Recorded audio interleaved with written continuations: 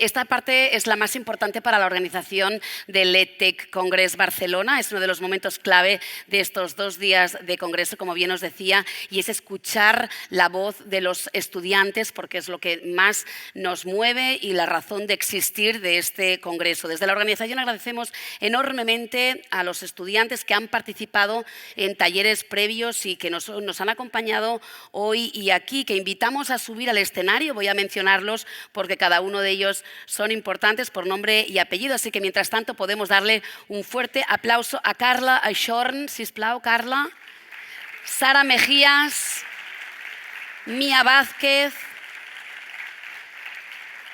Ferran García, Gabriela Marañón, Damaris Pérez, Paula López, Sara María Covarrubias, Paul Curiá, Valentina Gomis y Axel Rodríguez. ¿Poquitín más? Gracias, nois. Ellos lo que van a hacer ahora va a ser una lectura de un manifiesto que escribieron a partir de un taller, ¿verdad? Y que se ha hecho previo a este congreso, y después pues harán una representación de ellos compartiendo panel con Liliana Arroyo, a quien invitamos también a subir al escenario. Liliana, muchísimas gracias por conducir esta apasionante ponencia. Gracias, Liliana, todo tuyo. Bueno, buenos días a todo el mundo.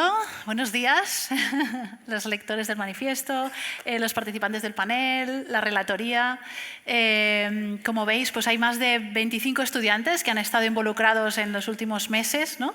2 meses como mínimo, pues trabajando en todo lo que vais a ver, ¿no? Ahora. Ya lo habéis visto esta mañana un poquito con los compañeros de relatoría, que se han hecho el resumen de un poco lo que fue la jornada de ayer. Y ahora es emocionante porque estamos en el momento como de puesta de largo, ¿no? Así pues como ha comentado un poquito Monse, pues esto sale de unos grupos de trabajo, de unos grupos de discusión de unas cuantas semanas atrás, donde generamos un espacio de conversación junto con Ana y con Carlos, pues para hablar, ¿no? Con estudiantes de diferentes cursos, de diferentes centros, de diferentes geografías, ¿no? Vienen de diferentes comunidades autónomas, luego presentaremos sobre todo los del panel. Pero lo más importante de esta sesión, aparte de la generosidad, ¿no? De todos los que han participado, de poner sus ideas, sus opiniones y además de atreverse pues, de subir hoy al escenario, sobre todo es que, y se ha dicho un poquito esta mañana, ¿no? Que muchas veces hablamos de la juventud, del alumnado, de estudiantes y pocas veces les preguntamos, pocas veces les tenemos en cuenta y pocas veces les hacemos subir al escenario.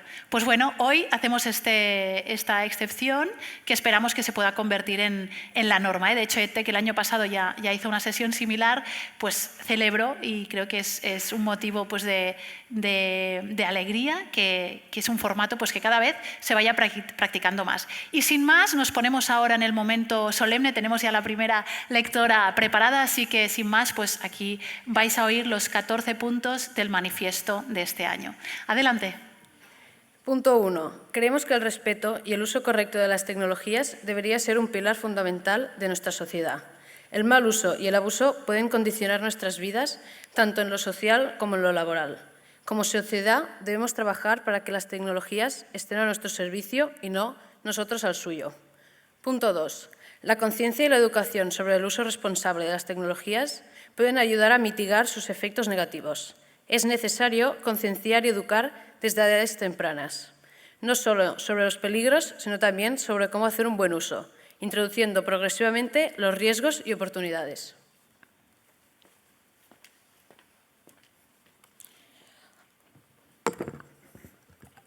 Punto 3. La educación en tecnologías que reclamamos va más allá de los aspectos instrumentales. Es necesario fomentar la creatividad y aprender a solucionar los problemas y los retos que se proponen tanto en la vida profesional como en la vida personal. Punto 4. Queremos que se nos enseñe a tener criterio propio, para no dejarnos de influenciar por las opiniones de las redes sociales o las críticas de otras personas.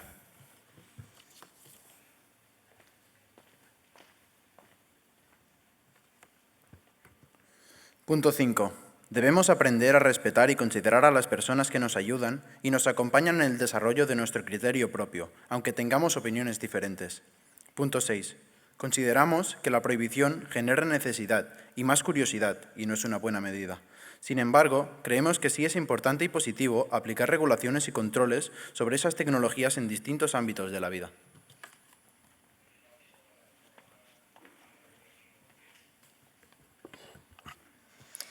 Punto 7. Como sociedad debemos exigir más responsabilidad y control por parte de las empresas en el diseño de sus aplicaciones, evitando, por ejemplo, los sistemas de gratificaciones instantáneas, limitando los comentarios, número y en tipo, que se pueden hacer en las redes sociales y facilitando el seguimiento de los tiempos de uso. Punto 8. El tratamiento que hacen los medios de comunicación de los usos que los jóvenes hacemos de la tecnología, los dispositivos móviles y las redes sociales hace sentirnos preocupados y culpables. Aunque en ocasiones tienen un cierto parecido con la realidad, consideramos que en muchas otras ocasiones son exagerados y alarmistas. Desde nuestro punto de vista, es notorio que están escritos por personas adultas, ya que vemos una mirada paternalista hacia la adolescencia, cuando en nuestro día a día observamos a muchos adultos igual de dependientes hacia las pantallas.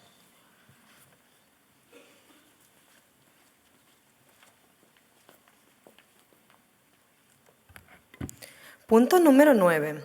Una percepción pesimista sobre el futuro de la relación entre las personas y la tecnología puede contribuir a estigmatizar a quienes luchan con el uso excesivo de la tecnología al presentar la adicción como un fallo personal en lugar de un problema social. Punto número 10. Definimos el bienestar digital como el equilibrio saludable entre el uso de la tecnología y el bienestar físico, mental y social de las personas. Incluye el manejo consciente del tiempo que se pasa frente a las pantallas, la calidad de las interacciones en línea y la prevención de efectos negativos como el estrés, la adicción o el aislamiento social que pueden surgir del uso excesivo o inadecuado de las tecnologías digitales.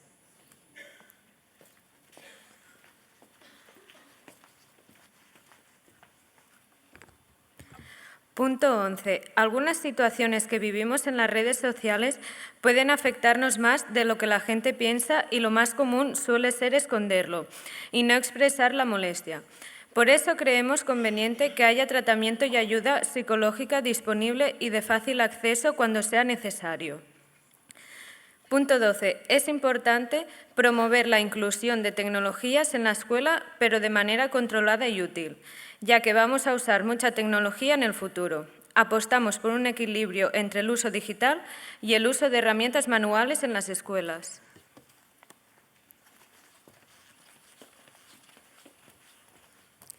Punto 13. Es imprescindible que los adultos tengan también conocimientos sobre estas tecnologías y es necesario acompañar a quien nos deben acompañar en el aprendizaje.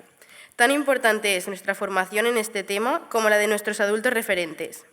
Punto 14. Es importante aprender a poner límites, saber gestionar los momentos de estrés y aprender a vivir con serenidad en las situaciones de responsabilidad. Muchísimas gracias. Yo creo que se merecen un aplauso. Muchísimas gracias. Lo habéis hecho genial. Gracias.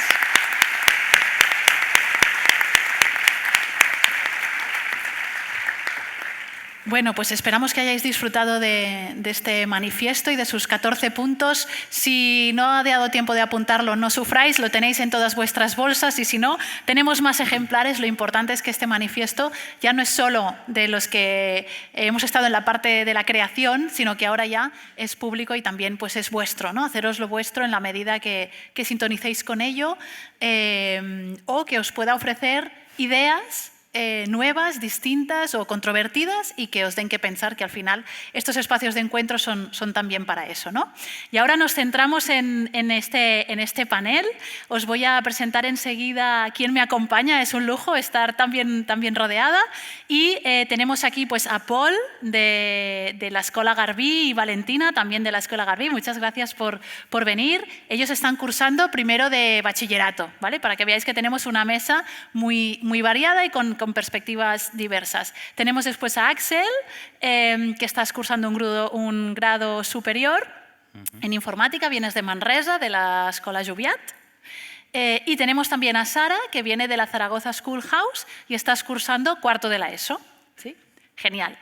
Este panel en el que vamos a tener pues, unos 40 minutitos de conversación con preguntas y demás, le hemos titulado Equilibrios digitales. Un ponente anterior también utilizaba y decía que había echado de menos que se hablara más de equilibrio digital y al final lo que queremos en estos equilibrios digitales pues, es escuchar estos relatos desde estas experiencias adolescentes. Con lo cual, lo primero que vamos a hacer es una especie de rueda, ¿no?, donde nos gustaría conocer vuestra experiencia digital, es decir, si sois activos en redes, si no, cómo os situáis respecto a esto. Y si quieres, Paul, puedes empezar tú mismo. Perfecto. Bueno, yo personalmente no soy una persona muy activa en redes sociales, no suelo postear de manera constante ni suelo hacer ese tipo de cosas. Es algo que hago tal vez puntualmente cuando hago según qué cosa, entonces pues eso sí lo cuelgo en Instagram o en donde sea. Lo que sí que yo uso más en las tecnologías es en los videojuegos. Yo soy... Bueno, de vez en cuando para desconectar y distraerme un rato, pues me pongo a jugar algún juego de algún tema en especial que me guste. Pero fuera de esto, aparte de para comunicarme con ciertas personas, tampoco lo uso más. Lo que sí que hago sobre todo es, bueno, yo en verano tuve la suerte de hacer unos campamentos de verano en Alemania y ahí pues conocí a gente de México, gente de Turquía, gente de todos lados. Y pues gracias a las redes sociales y este tipo de cosas, pues yo he podido mantener el contacto con la mayoría de estas personas y sí que es cierto que no es un contacto muy cercano, no se puede tener una gran relación con alguien que vive en otro continente porque es complicado mantener ese tipo de conversaciones pues por WhatsApp, Instagram o donde sea. Pero sí que pues un contacto más casual, de vez en cuando comentar alguna cosa sobre pues intereses que tenemos en común y esto pues para esto sí que la verdad lo uso bastante en este sentido. Pero fuera de esto no soy una persona muy activa en cuanto a las redes sociales y todo esto. Qué interesante que hayas mencionado esta posibilidad de conectar, ¿no? María del Mar también hablaba antes de que la tecnología nos puede unir y nos puede ayudar a conectar. Gracias, Paul.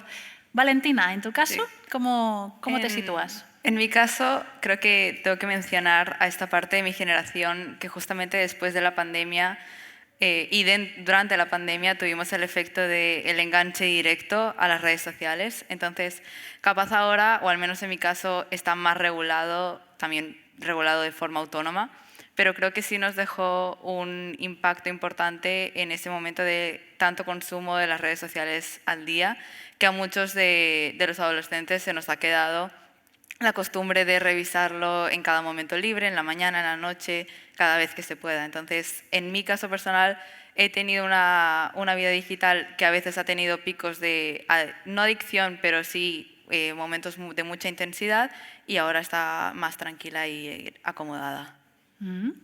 Genial. Muchísimas gracias, Valentina. Axel. Yo usualmente no uso las redes sociales, pero en eventos importantes o en algún viaje sí que me gusta, pues como todo el mundo, postear alguna cosita, ¿no?, en Instagram y poquita cosa más. Sí que luego en mi hobby más metido para adentro, soy creador de contenido para creadores de contenido, aunque me busquéis en redes sociales no estoy. No estoy todo el día delante de la cámara, sino que creo contenido para esa gente. Ellos me hablan y me dicen, pues quiero hacer esto, y pues me dedico a prepararles todo ese contenido para que ellos luego puedan colgarlo. Qué interesante, ¿eh? Luego, por tu conocimiento de lo que pasa entre bambalinas, nos podrás dar pistas de lo que ve un creador de contenido para creadores de contenido. Y Sara, en tu caso, ¿cuál sería tu experiencia con lo digital? Pues yo no estoy muy activa en redes sociales ni en mi vida digital, porque yo no tengo redes sociales. O sea, el móvil me lo dieron el año pasado, con 14 años, y pues las redes sociales, por ejemplo, mis padres me las darán más tarde, o sea, porque se ha mencionado mucho el tema de que tienen que estar adaptadas las tecnologías. Pues igual también es la edad, porque yo creo que a edades muy tempranas no sabes controlarte. Entonces, pues eso. Nos comentabas antes de empezar, ¿no?, que también tienes la referencia de tu hermano mayor, ¿no?, y entonces tus padres lo que han aprendido quizás con él lo aplican contigo, ¿verdad? Genial, muchísimas gracias. Súper. Pues junto a estos retratos digitales, deciros también, recordar, ¿no?, que esto es de todo el equipo de estudiantes que estuvieron participando en todo el proceso. Tenemos aquí a 4 voluntarios, ¿no?, que de forma generosa han decidido participar en el panel y que participan de forma individual. Es decir, no están representando ni a su escuela, ni al grupo, ni al conjunto de jóvenes. Ya veréis que tienen visiones complementarias, pero no necesariamente las mismas. Con lo cual, en alguna ocasión pues, os iré también como trasladando, ¿no? Como no hemos podido reproducir los grupos de discusión enteros aquí, pues os iré como aportando algunas cuestiones que en el grupo salían y que me parece interesante, ¿no?, recoger como parte de este dibujo del paisaje de estos relatos juveniles, ¿no?, tanto los que están aquí ahora presentes como los que han estado más en el proceso de trabajo. Entonces, una cuestión importante que también comentábamos antes, ¿no?, el que hablamos mucho de los tiempos de uso, cuando no todos los usos son iguales, ¿no?, hay diferentes maneras de utilizarlo. Y aquí me gustaría mencionar también algo que María del Mar también apuntaba en su ponencia, y es que, por ejemplo, personas de colectivos minorizados, ¿no?, por ejemplo, colectivo LGTBI+, Q+, pues que a veces en su entorno inmediato no encuentran apoyo, no encuentran referentes o no encuentran en quién sostenerse, a quién preguntar, ¿no?, o de quién inspirarse, y en cambio en los entornos digitales sí pueden hallar eso. De hecho, hay un estudio que estuvimos revisando cuando preparábamos todo esto de Hope Lab y Common Sense Media, que realmente repasaba los datos, ¿no? Entonces decía que, por ejemplo, a nivel de soledad, que hay una creciente sensación de soledad juvenil en el norte global, pues las personas que pertenecen al colectivo LGTBIQ+, afirmaban, un 70% de estas personas afirmaban sentirse menos solas gracias a las plataformas digitales porque podían conectar con personas como ellas, ¿no?, versus el 56%, si no recuerdo mal, de personas que no forman parte de estos colectivos. Entonces, dicho esto y entendiendo que los usos son distintos, ¿no?, la pregunta sería ¿de quién nos unen y de quién nos separan? Paul, tú ya nos has anticipado antes tu experiencia en Alemania, ¿no?, y esta posibilidad de mantener el contacto con las personas que conoces allí. Sí, exacto. O sea, es lo que he comentado antes, y al final tampoco se puede establecer un contacto muy cercano. Por mi experiencia, no es lo mismo ver a alguien una vez a la semana con quien quedas porque te llevas bien, o algún amigo en el instituto porque lo ves cada día. Con él terminas creando un lazo mucho más fuerte que no con estas personas pues, que viven lejos, pero al final son gente con las que tú tienes algunos temas e intereses comunes, entonces pues te has llevado bien con ellos en ese momento, y pues gracias a esto he podido no perder el contacto con ellos, y pues de esta manera pues es un contacto algo más casual, pero pues eso, tal vez pues una vez a la semana, cuando vea alguna cosa que tal vez también le pueda interesar, pues se lo cuento, hablo con él, o de deporte, tal vez pues comento algún partido de fútbol o alguna cosa que nos interese a los dos, y ya está. Simplemente es esto, pues que nos ayudan a mantenernos conectados con otras personas. Vínculos que son distintos, quizá no son tan fuertes, pero que también enriquecen, ¿no?, Exacto, al final pues te aportan también a ti, porque aprendes mucho de otras personas, no solo de lo que ves a tu alrededor, sino de, bueno, en este caso gente viviendo en otros lados del mundo, pues también te da una manera distinta de ver las cosas al final. Claro, exacto, te expone a otras perspectivas, ¿no? Qué interesante. Muy bien, el resto de la mesa, ¿de quién nos une, de quién nos separa? ¿Cómo vivís esto? Hombre, yo quiero comentar un poco que, por ejemplo, mis abuelos son gente que no usa el móvil prácticamente para nada, y en este caso le ayuda mucho a comunicarse con nosotros. Están en su casa, no están solos, de vez en cuando los vamos a ver, pero cuando no estamos nos envían algún mensaje, un buenos días. Son pequeñas muestras de afecto que a la gente pues, le puede ayudar. Interesante y también. Ligado con lo que tú decías ahora de los datos de los colectivos diferentes que conectaban, creo que justamente también nos ayuda a eso, a conectar con gente con la que si estuvieseis en persona tendrías un contacto constante porque es básicamente otra versión de ti. y te da la oportunidad de conectar con esa persona a pesar de que esté en otro lado del planeta, en otro país, en otra zona horaria, y te permite como, ¿cómo se dice? O sea, aumentar tus capacidades tanto social como de simplemente ver que hay alguien más que comparte también tus intereses y gustos. Sara, ¿quieres añadir? Sí, yo creo que me une bastante gente porque yo tengo familia, por ejemplo, en San Francisco, que vamos, les veo una vez cada 3 años o menos porque es muy caro, pero a través de distintas aplicaciones podemos llamarnos, podemos mandarnos mensajes y así mantenernos en contacto. Y lo mismo con amigos, también como decías, Paul, porque yo antes vivía en Estados Unidos y ahora estoy entrando en contacto de nuevo con amigas o amigos que antes, cuando no tenía un móvil, pues no sabía si seguían ahí o qué. Y entonces, pues eso. Qué interesante, ¿no? Cuando tú te mudas, te desplazas, eso te permite seguir el hilo, ¿no? No solo cuando vas a un sitio conoces a alguien, como es el caso de Paul, ¿no?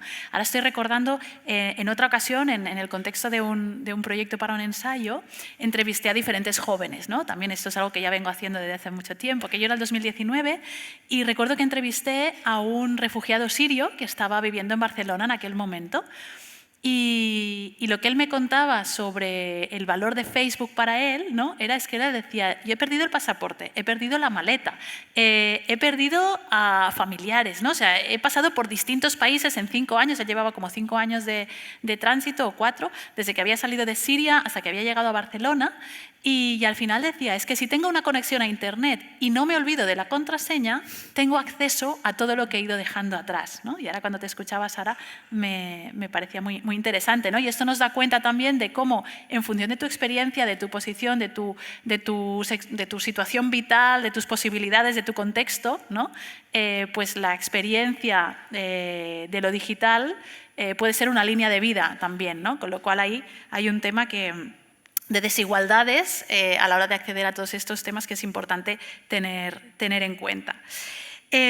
Hablemos ahora de referentes, ¿no? Porque antes decíamos, ¿no? Que creo que lo decías tú, Valentina, que en realidad esto digital ha llegado en el mismo año para todo el mundo, pero a cada uno nos ha pillado en edades diferentes, ¿no? Y que estamos todos como aprendiendo, ¿verdad? Sí, sobre todo relacionado con las ponencias anteriores, eso de que no se nos trata a nosotros como si ya viniésemos con un sistema integrado de ya conoceremos cómo funcionan estas tecnologías, sino que es simplemente un proceso de aprendizaje que por X o Y motivos tenemos diferentes formas de adaptarnos, pero que es un proceso por el cual todos estamos pasando y todos estamos aprendiendo lo mismo. O sea, hace un año yo tampoco, capaz no un año, pero hace más, yo tampoco sabía cómo se usaba ChatGPT y ahora si me preguntas pues tengo el link y todo. Entonces es como ir viendo qué está surgiendo y cómo aprendemos cada uno a utilizarlo.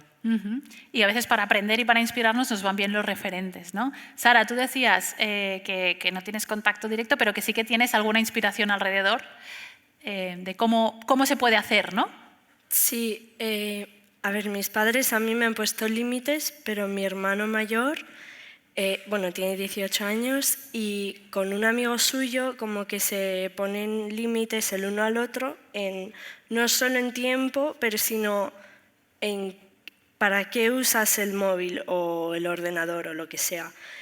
Y entonces, pues yo creo que es un ejemplo para mí a seguir, que luego no es perfecto, obviamente, pero sí. ¿Y se te ocurre algún ejemplo de este cuidado mutuo que se hace en tu hermano y su amigo? Por ejemplo, de, no sé, a qué tipo de juegos juegan o qué contenidos miran. A ver, por ejemplo, se estaban viendo una serie en Netflix y claro, si tú te dices, pues 2 capítulos y me voy a hacer los deberes, o antes has hecho los deberes, pues voy a cenar, tal. Es que tú solo no, o sea, al final te vas a ver 3 o 4, los que sean. Pero si tienes a otra persona que quiere cuidarte y que le importas, pues entonces por ejemplo, estaban viéndose esa serie y mi hermano quería verse otro capítulo. Y su amigo le dice, no, a ver, vamos a ir a cenar y luego, si no es muy tarde, tal, y ya está. Claro, ¿no? Es un buen ejemplo de que a veces la voluntad, ¿no? La fuerza de voluntad pues nos puede abandonar un rato, pero si tenemos a alguien con quien contrastarlo, que nos lo recuerda, pues un día será el amigo a tu hermano y otro día es al revés, ¿no? Pero al menos no nos sentimos solas ante esto, que ese es un elemento, o sea, esta dimensión colectiva de los hábitos digitales es una clave muy, muy interesante. Gracias, Sara. Hablando de referentes, Paul, Axel, ¿a quién mencionaríais vosotros? Yo personalmente, bueno, empiezo yo, sí. Nadie, o sea, no hay referentes en redes sociales, ni uno. O sea, nadie que esté en redes sociales tiene un uso correcto de la tecnología en ese aspecto. Porque si tú estás ahí todo el día mirando el móvil o estás creando contenido de esa manera es para que alguien esté enganchado. Es un entretenimiento, al fin y al cabo. Entonces, es algo para que si no tienes nada que hacer, pues puedes contrastar información, puedes ver cualquier tontería en Netflix, en TikTok, donde sea, pero no puede ser eso tu vida o no puede ser algo de, pues quiero ser eso. No, muy pocos llegan a eso. Entonces... Sí, también con el tema de la gente que trabaja en redes sociales, me gustaría comentar que al final eso es gente que vive de que tú les veas, o sea, ellos dan un entretenimiento y al final su trabajo es pues entretenerte a ti y ellos se ganan la vida gracias a que tú los ves. Entonces, yo no creo que alguien que dependa de esta manera de las tecnologías podría llegar a ser un buen referente para las personas. Luego, en su vida personal, pueden hacer la gestión que sea, ellos mismos, pues sea mejor, sea peor, pero eso no es lo que te van a mostrar a ti delante de la cámara cuando ellos hablan o hacen lo que sea, porque al final a ellos lo que les interesa es que tú los veas para que ellos pues, se puedan ganar la vida de esa manera. Claro, qué interesante, ¿no? Apuntas dos cosas muy interesantes. Una es distinguir entre su vida digital y lo que enseñan ahí y lo que después puedan hacer en su vida personal. Y después, que esto lo comentaba también Valentina antes, ¿no? Cuando preparábamos, que es tener siempre en cuenta que estas personas están ahí con una finalidad muy concreta, ¿no? Que es ese llamar la atención. En los grupos de discusión, digo porque... para no irnos solo a referentes lejanos, fue muy interesante porque salía, una de las preguntas decían, bueno, ¿cuáles son vuestros referentes? Y alguien en el grupo de discusión, y hubo varias personas que también secundaban esta idea, decían que les inspiraba Matt D'Abella, ¿vale? ¿Qué diréis? Ostras, este influencer no lo conozco. Bueno, seguramente no lo conocéis porque no es bien un influencer, aunque, bueno, se ha hecho bastante famoso a través de un documental que hizo con un compañero que se llama El minimalismo, ¿no? Y también lo trasladan al minimalismo digital. O sea que fijaros qué sorprendente esta idea de referente.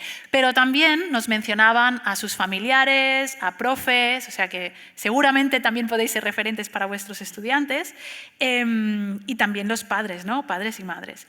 Y después... Axel, tú tenías también una como admiración hacia cómo la gente mayor utiliza la tecnología. Correcto.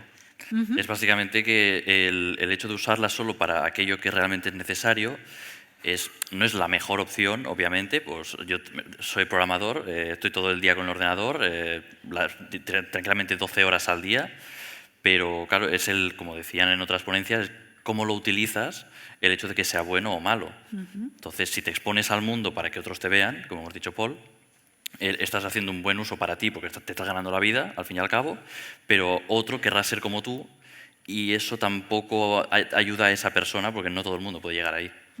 Entonces, tiene lo bueno y tiene lo malo, depende de dónde estés.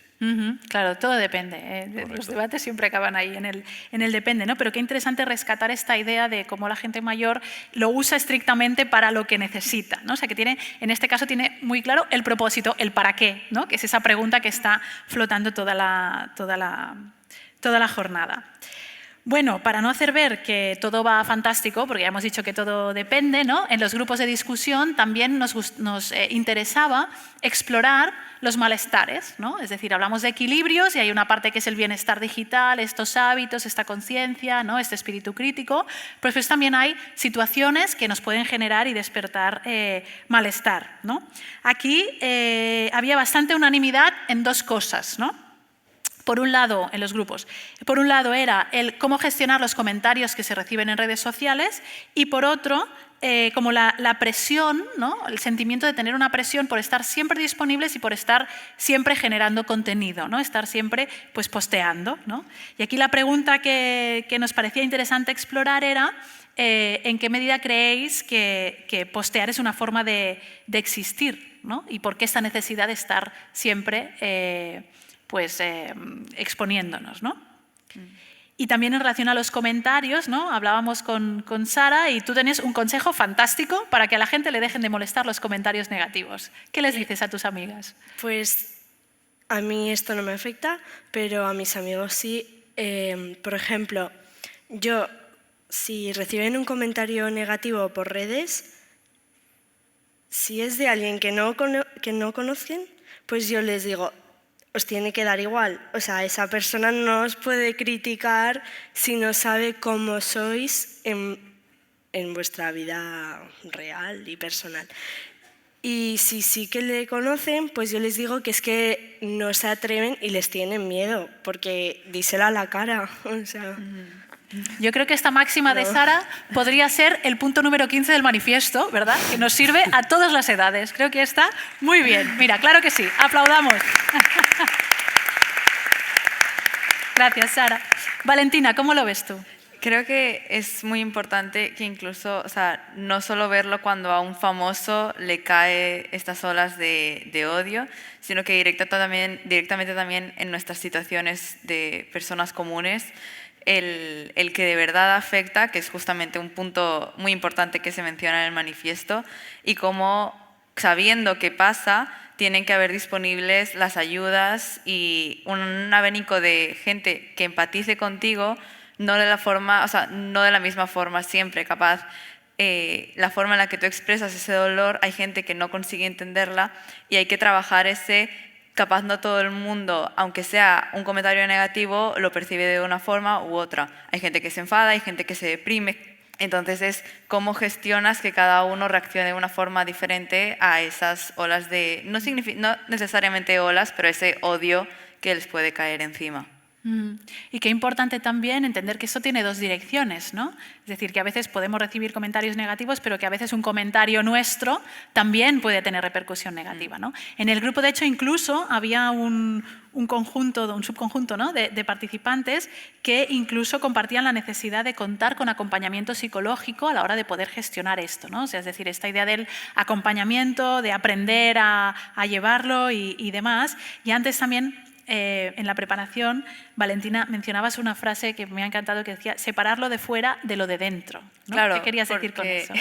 Ahí es lo que creo que nos cae mucho a todos, que es el aparentar algo y el desvivirte para conseguirlo, o para conseguir que las otras personas al menos como que vean más o menos lo que estás intentando mostrar, cuando en verdad no es lo que de verdad está pasando, sino que simplemente es cómo te quieres proyectar, sea por rechazo o justamente por experiencias anteriores de que ya te han caído comentarios, te han criticado y dices, no, mejor me pongo en el afuera y solo me centro en cómo quiero que me vean y me descuido completamente a mí misma como persona.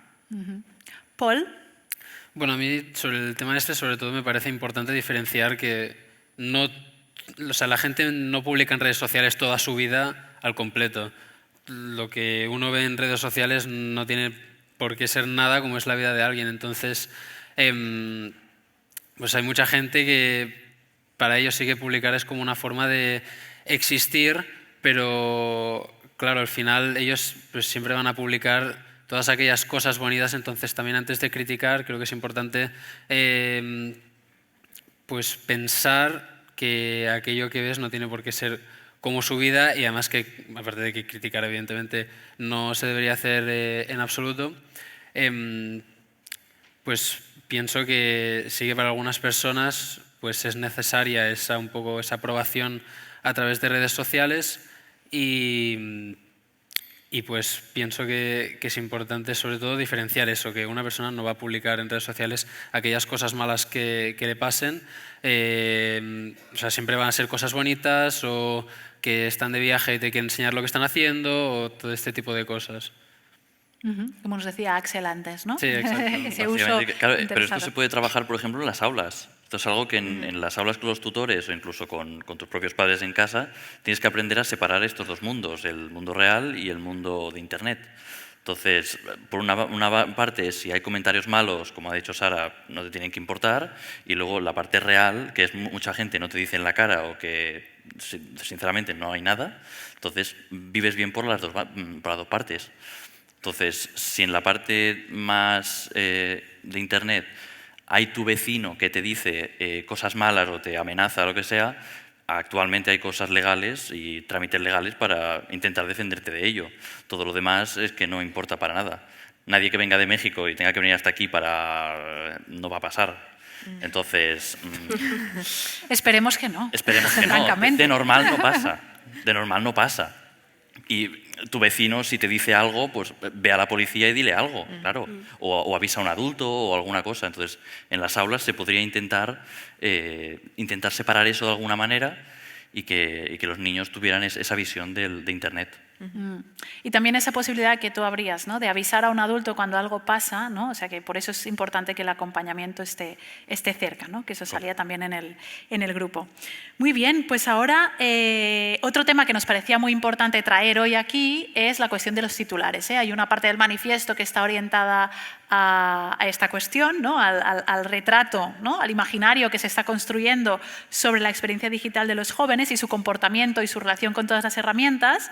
Y una de las cosas que preguntábamos en estos grupos de trabajo era qué les pasaba, qué sentían cuando veían esos titulares, ¿no? Y ahí salían sentimientos y emociones como la culpa, la angustia, la frustración, la estigmatización, y creíamos que era importante como abrir este debate aquí también, porque a mí una de las cosas que me sorprende es como, ostras, estamos señalando que el mundo, ¿no? Las herramientas digitales afectan a su salud mental, que no lo cuestiono, ahí está todo el debate sobre las evidencias que ya hemos tenido esta mañana, ¿no? Pero señalando que lo tecnológico les afecta a la salud mental, también estamos afectando su salud mental de alguna forma, porque estamos generando un relato que al final les señala, les estigmatiza y les demoniza, ¿no? En lugar de ponernos a su lado y acompañarles, que es un poco lo que nos pedían, ¿no? Entonces, para no seguir hablando de la culpa, la angustia y la frustración, lo que decidimos era que era mucho más interesante decir, oye, mira, pues imaginaros que por un día sois editores y editoras del Telenoticias. ¿Qué pondríais ahí? ¿Qué explicaríais si vosotros pudierais elegir qué se explica de la vida digital de los jóvenes? Y aquí invito a que empiece Valentina. Sí. Lo que habíamos hablado, que creo que es casi la idea general que tenemos, es el intentar que se rompa este estigma o esta creencia de que todos estamos completamente obsesionados y es para lo único lo que está nuestra generación. Por una parte, por el uso que se le da, porque capaz sí nos vemos nosotros mismos a los adolescentes todo el rato en las tecnologías, pero es porque están habiendo movidas, la gente se está quejando de problemas sociales, no quiero entrar en nada en política, entonces hay un movimiento digital que es en el que estamos presentes cuando estamos metidos en las redes sociales, o sea que no es necesariamente un mal gasto del tiempo. Y por la otra parte, que justamente en la generación, bueno, es lo que nos acompaña, no también a la vez si rechazas completamente este uso de las tecnologías y dices en el telediario no las uséis, estás rechazando una herramienta que capaz, en verdad, lo que te está ayudando en una medida que aún no has explorado es a avanzar y a tener una sociedad más estable. Gracias.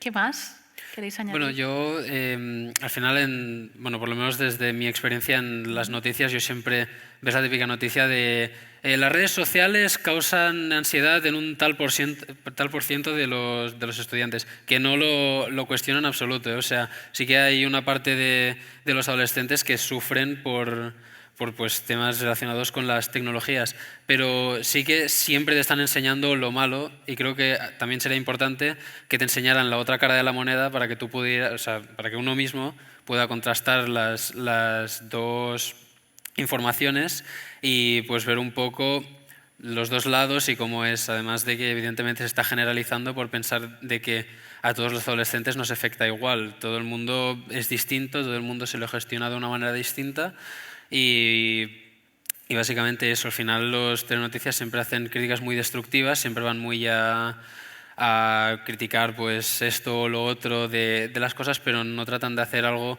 constructivo, no tratan de pensar en, bueno, pues tal vez si tal número de adolescentes hiciera X cosa, o si los programadores programaran una página web o vigilaran ciertos comentarios de ciertas maneras, pues tal vez se podría conseguir hacer esto, o sea, se vería de otra manera todo y sería una crítica más constructiva para pues, poder mejorar toda esta situación. Y sería interesante que eso se difundiera en los medios, ¿no? Sí, exacto. Sí. ¿Sara? Bueno, es parecido porque está diciendo, o sea, en vez de decir lo malo, decir un poco que también hay usos buenos, ¿no?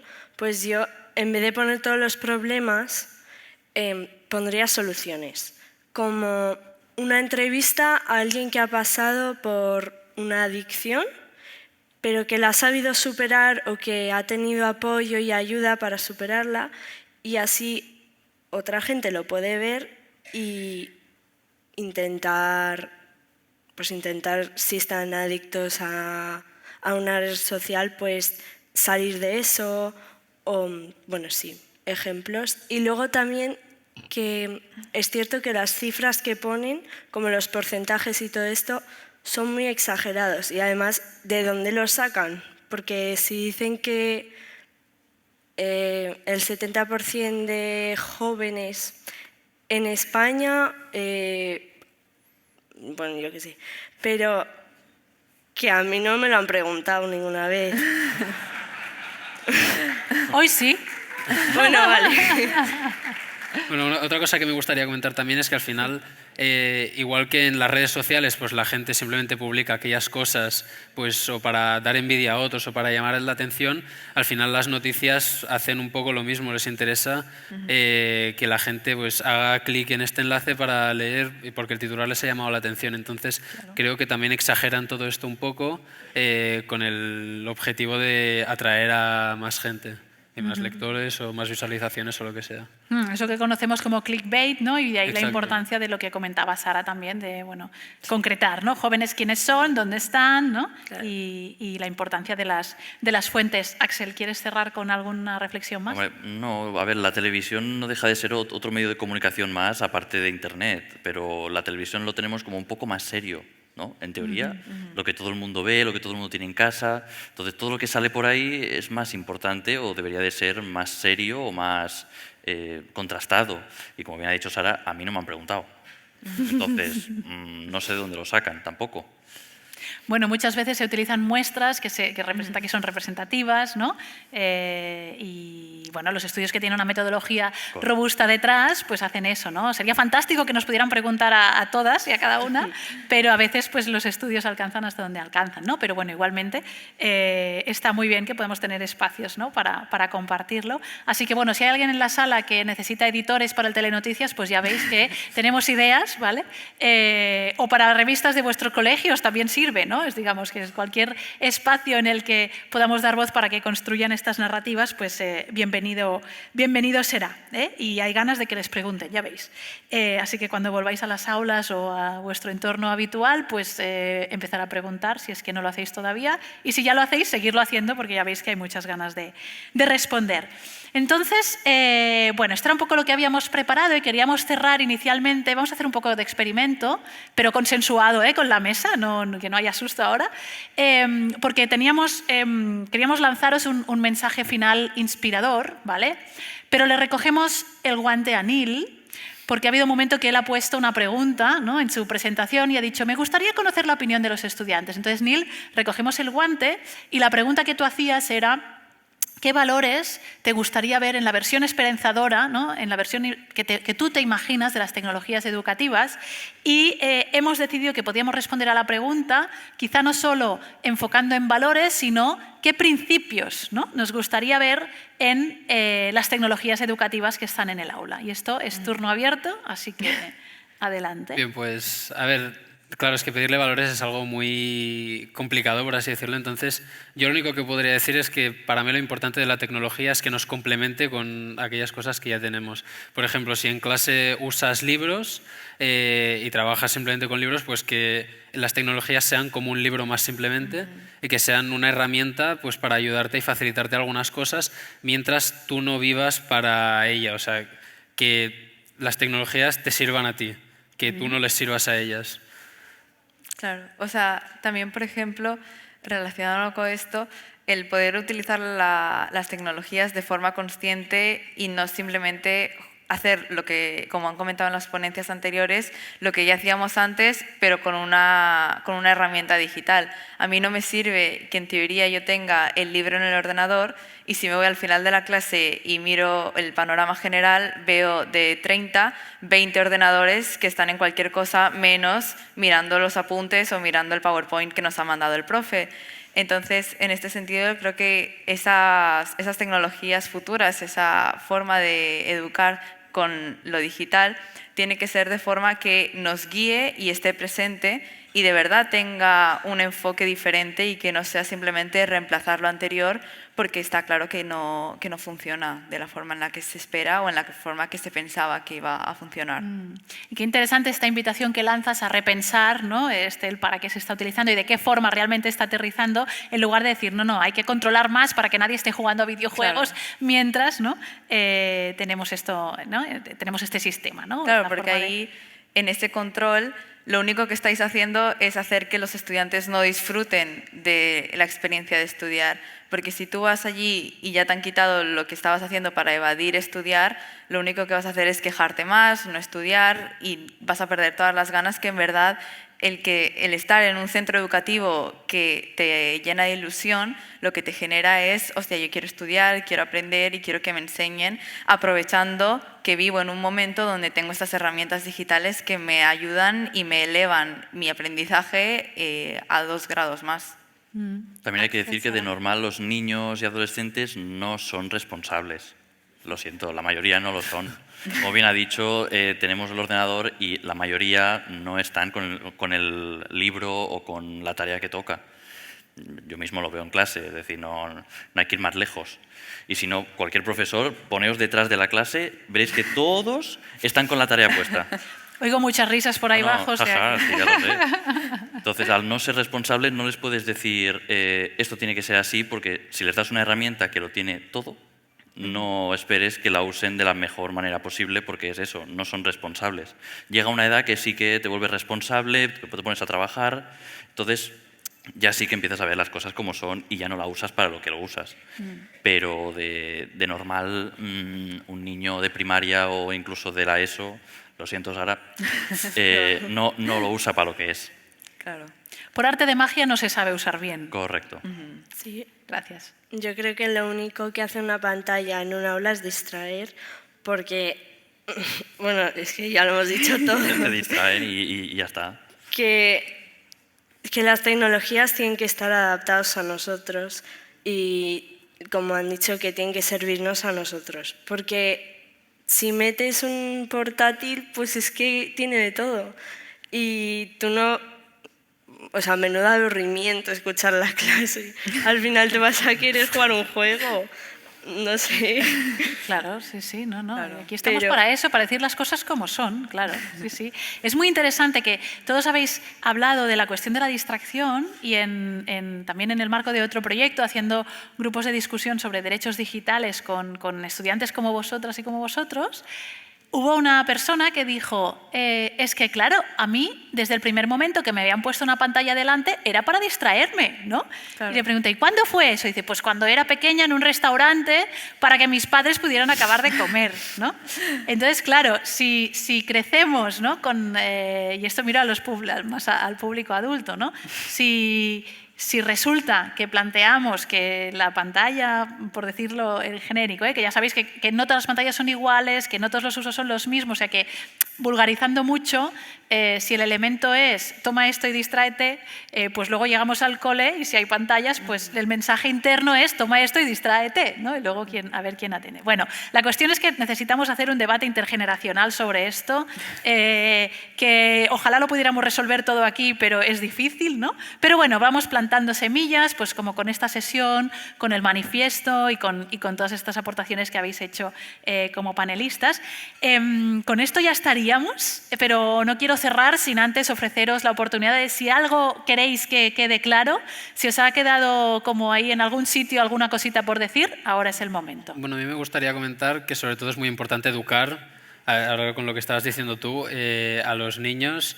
Al final a un adolescente ya no le puedes cambiar sus maneras de hacer las cosas. Si él ya se ha acostumbrado a usar las tecnologías para poder distraerse, él ya no va a dejar de hacer eso para ponerse a estudiar porque es la manera a la que se ha acostumbrado. Entonces, creo que es muy importante que tanto de casa como en los colegios, institutos y todo esto, se dé una educación digital hacia los niños más pequeños, sobre todo, porque son pues, los que todavía están aprendiendo a todo esto y es donde cuando van a crear sus rutinas y sus maneras de hacer.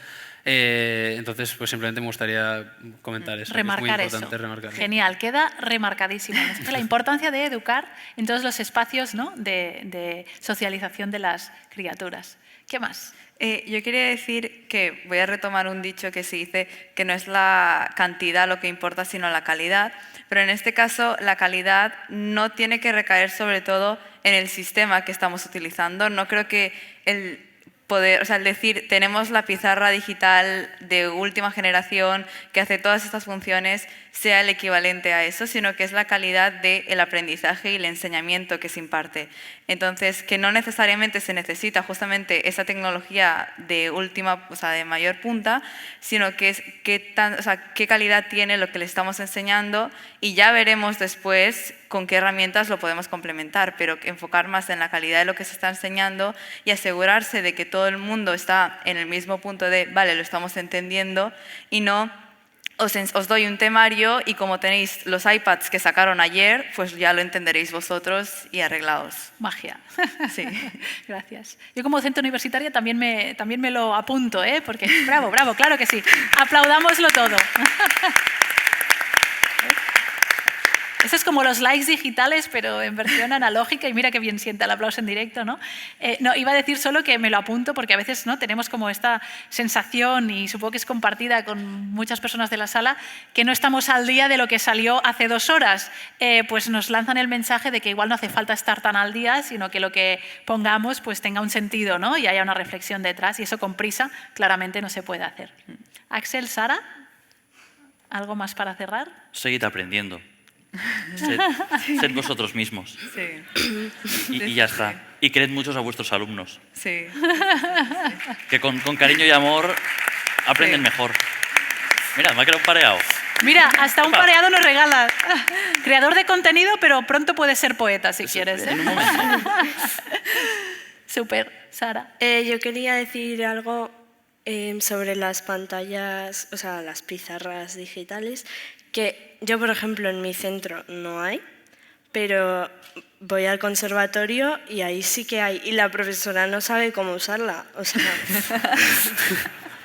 Tuvimos que estar ahí ayudándole y el internet, la conexión va fatal, entonces al final lo que ella hace es usar una pizarra normal. Porque, ayer de hecho vi que había alguna de esas pizarras que estaban como haciendo unos dibujos y que la inteligencia artificial las transformara en algo muy bonito. Pero es que ella no sabe hacer eso, entonces ¿para qué la usa? Bueno, vemos que la infraestructura necesita ir acompañada de estas competencias, ¿no?, porque si no además genera como esta frustración de tenerlo ahí y no poderlo usar, o incluso en lugar de estar aprendiendo, estar dedicando tiempo a averiguar cómo funciona, ¿no? Así que bueno, yo creo que son mensajes clarísimos, lo dejamos aquí, muchísimas gracias, lo habéis hecho genial y gracias de nuevo por vuestra generosidad. Gracias. Vale. A ver. Momentito. Que no se levante nadie. Qué cantidad de reflexión, qué cantidad de contenido nos habéis regalado, chicos, gracias. Os hemos dicho que era un momento importantísimo porque al final todo este congreso tiene sentido pues, para ellos y con ellos, escuchar sus opiniones. Subrayaríamos probablemente todos nosotros cada uno de los 14 puntos de este gran manifiesto que han elaborado. Varias cositas. Qué importante es encontrar el equilibrio, palabra clave, con el uso de la tecnología y ese equilibrio con la salud mental, física y social de cada uno de nosotros. Yo me quedo con esta idea, pero también deciros que con el tema de la concentración me ha parecido muy interesante. Hay una aplicación, me comentaba mi hijo que está en la universidad haciendo telecomunicaciones, que se han puesto en el teléfono móvil, pagan 10 euros al año y entre los amigos compiten para controlar el tiempo invertido en las horas de estudio.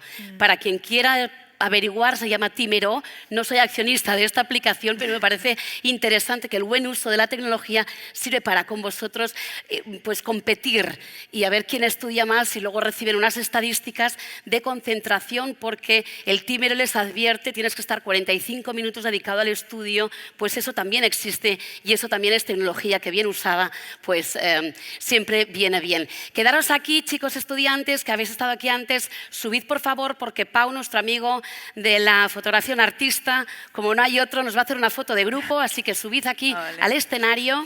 Mientras suben los compañeros, os voy a contar cositas que os pueden interesar, porque nos falta la traca final de este gran evento, una traca final muy prometedora. A las 3:45 estarán pasando cosas en distintas salas de este Palau de Congressos. Aquellos que queráis seguir profundizando en la toma de decisiones para integrar tecnología educativa en vuestros centros, tenéis una cita con el taller que impartirá María del Mar sobre digitalizar con sentido en la sala 5 del segundo piso. Los que queráis profundizar en la evaluación formativa con el uso de la inteligencia artificial os podéis dirigir a la sala 6. Ahí vais a encontrar a Miquel Flexas en el segundo piso también. Y los que queráis dedicaros a evaluación de tecnología educativa, marcos de evaluación y evidencias, la cita es con Natalia Kuchirkova, que imparte una presentación en la sala 8 también del segundo piso. Y en la 3, pues a nuestro gran amigo Neil Selwyn, que va a estar con un grupo de investigadores en tecnología educativa y abrirán un espacio de reflexión crítica en relación con los desafíos, las posibilidades y la potencialidad que tiene la tecnología en el uso educativo. Y si no, nos vemos aquí también a las 3:45 con mucho más contenido. Yo creo que ahora aquí vamos a tener a Siri Valdés, Project Manager de M-Schools y coordinadora de M-Schools Lab, así que los que no os interesen en la sala 3, 5 y 8, en este gran auditorio vais a tener también otro contenido. Me voy a apartar para que hagáis la foto bien y luego no os vayáis de la sala vosotros porque os vamos a pedir otra cosita que os va a gustar.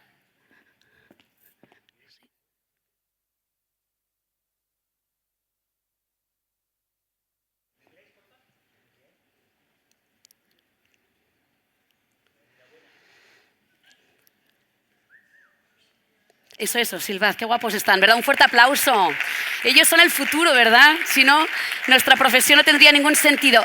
No os vayáis, chicos, necesitamos que Pau se va a ir al final de la sala. Los que estáis aquí en los laterales, que casi no os veo, os pongáis en el centro y os pediremos que os deis la vuelta para que haga una foto de grupo. ¿Pau?